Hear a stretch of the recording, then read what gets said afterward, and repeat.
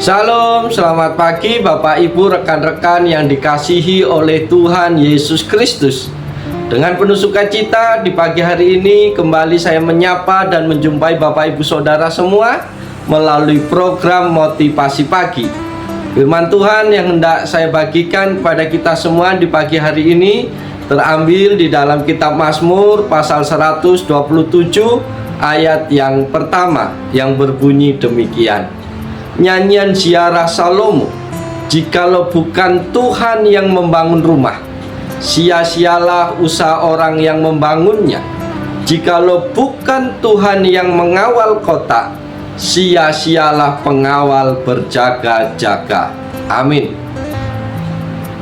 Bapak Ibu Saudara yang dikasihi oleh Yesus Kristus, secara teologis keluarga ada karena desain dan rancangan Tuhan.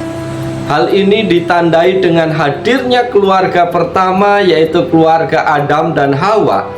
Dengan demikian, ide, gagasan, desain atau rancangan atau inisiatif tentang keluarga sesungguhnya bertumpu dan bersumber dari Tuhan. Ketika Daud hendak membangun rumah bagi Tuhan, Tuhan menolaknya dan berjanji sebaliknya bahwa Tuhan yang akan membangun rumah bagi Daud. Rumah dalam tanda kutip bagi Daud bukanlah berbicara istana yang megah, tetapi tentang keluarga yang kokoh, yang diberkati untuk selama-lamanya. Bapak Ibu yang dikasihi oleh Yesus Kristus, bagi Tuhan, rumah tempat tinggal tidaklah lebih penting dibandingkan keluarga. Keluarga adalah rumah yang kekal. Sebab di dalam keluargalah Tuhan mencurahkan berkat-Nya. Melalui keluarga jugalah umat Tuhan menjadi saksi bagi dunia ini. Saudara-saudara yang dikasihi oleh Yesus Kristus, pertanyaan penting bagi kita pagi hari ini adalah bagaimana menjadi keluarga yang diberkati dan yang menjadi saksi Tuhan. Berdasarkan firman Tuhan di atas, maka menjadi keluarga yang diberkati harus ada beberapa hal penting dalam keluarga itu. Yaitu yang pertama, Tuhan hadir dalam keluarga. Bapak Ibu, para sahabat yang dikasihi dan yang diberkati oleh Tuhan, keluarga yang diberkati dan menjadi saksi ialah ditandai dengan hadirnya Tuhan di tengah-tengah keluarga. Artinya, keluarga senantiasa membangun mezbah bagi Tuhan. Suami adalah kepala dan juga sekaligus bertindak sebagai imam yang senantiasa mempersembahkan keluarganya di hadapan Tuhan. Ketika Tuhan hadir dan dihadirkan dalam keluarga, maka kehadiran Tuhan pasti memberkati keluarga tersebut. Saudara-saudara yang dikasihi Tuhan, penulis kitab Mazmur menulis, berbahagialah setiap orang yang takut akan Tuhan, yang hidup menurut jalan yang ditunjukkannya. Mazmur 128 ayat yang pertama bagian yang B. Tuhan hadir dalam keluarga ketika semua anggota keluarga memiliki hati yang takut akan Tuhan. Bukti takut akan Tuhan diperlihatkan dalam sikap dan perbuatan yang taat kepada perintah-perintah Tuhan.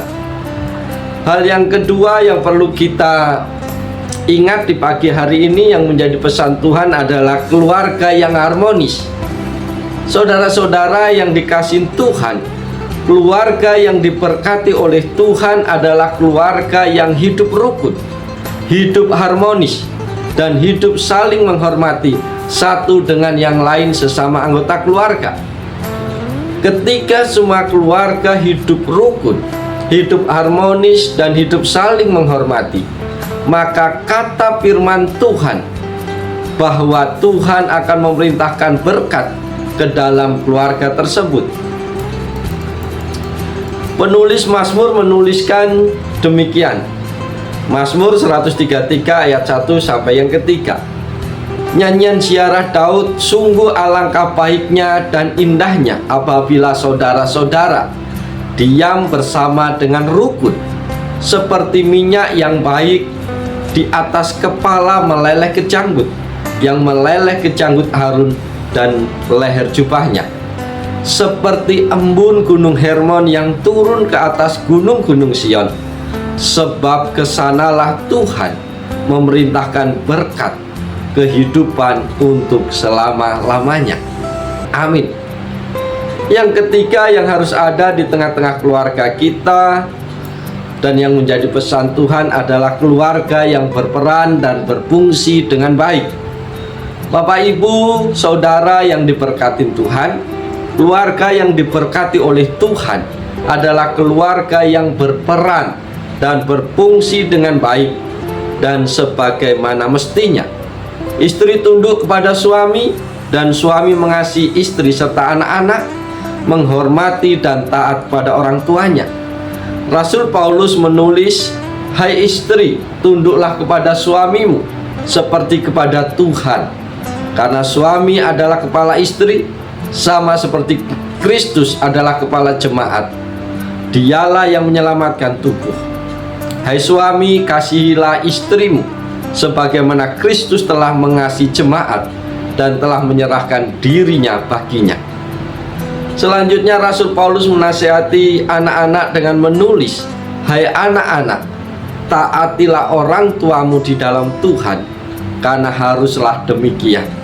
Hormatilah ayahmu dan ibumu. Ini adalah suatu perintah yang penting, seperti yang nyata dari janji ini, supaya kamu berbahagia dan panjang umur di bumi."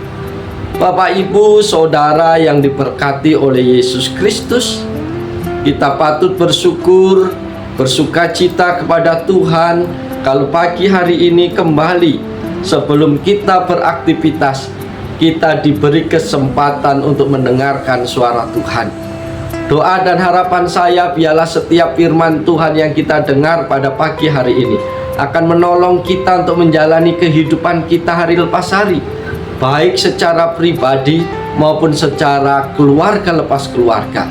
Karena keluarga yang diberkati Tuhan, keluarga yang menjadi saksi Tuhan, adalah keluarga yang senantiasa menghadirkan Tuhan di seluruh aspek kehidupannya. Oleh sebab itu, mari kita jalani seluruh kehidupan kita sepanjang hari ini dengan penuh sukacita di dalam Tuhan. Biarlah setiap pribadi berfungsi sebagaimana mestinya. Lakukan apa yang menjadi tugas tanggung jawabmu dengan sepenuh hati, seperti untuk Tuhan dan bukan untuk manusia. Maka engkau akan melihat bagaimana Tuhan berkarya, bagaimana Tuhan memimpin, bagaimana Tuhan memberkati kehidupan Bapak Ibu Saudara sepanjang hari ini.